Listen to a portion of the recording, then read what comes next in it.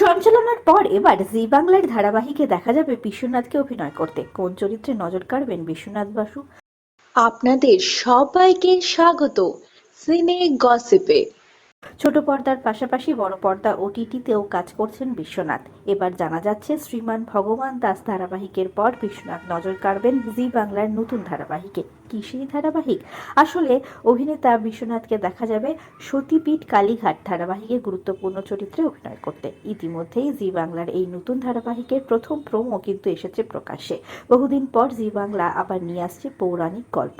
ধারাবাহিকের প্রোমো মুক্তি পেলেও ধারাবাহিকে কোন কোন অভিনেতা অভিনেত্রীদের দেখা যাবে তা এখনো খোলসা করা হয়নি চ্যানেলের তরফে। একটি জনপ্রিয় সংবাদ মাধ্যমে প্রকাশিত খবর অনুযায়ী তাদের সূত্র অনুযায়ী জানা গিয়েছে সতীপীঠ কালীঘাট ধারাবাহিকে গুরুত্বপূর্ণ চরিত্রে নজর কাড়বেন বিশ্বনাথ বাসু। হ্যাঁ বন্ধুরা, বিশ্বনাথ বাসুকে এই ধারাবাহিকে দেখা যেতে পারে বসন্ত রায়ের চরিত্রে অভিনয় করতে বলেই জানা যাচ্ছে। ষোড়শ শতকের মধ্যভাগে যশোরের রাজা প্রতাপাদিত্যের কাকা রাজা বসন্ত রায় কালীঘাটের প্রথম মন্দির প্রতিষ্ঠা করেছিলেন। যদিও তিনি মন্দিরটি নির্মাণ শুরু করলেও শেষ করতে পারেননি। পরবর্তীকালে বর্তমানে কালীঘাট মন্দিরটি প্রতিষ্ঠিত হয় 1809 সালে।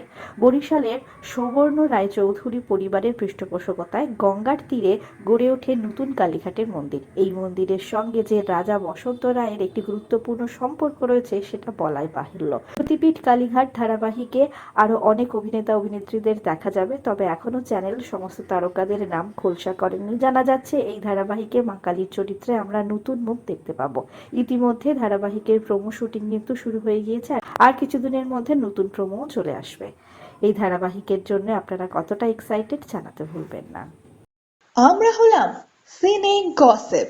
জুড়ে থাকুন আমাদের সঙ্গে, সাবস্ক্রাইব করুন আমাদের এই ইউটিউব চ্যানেলটি।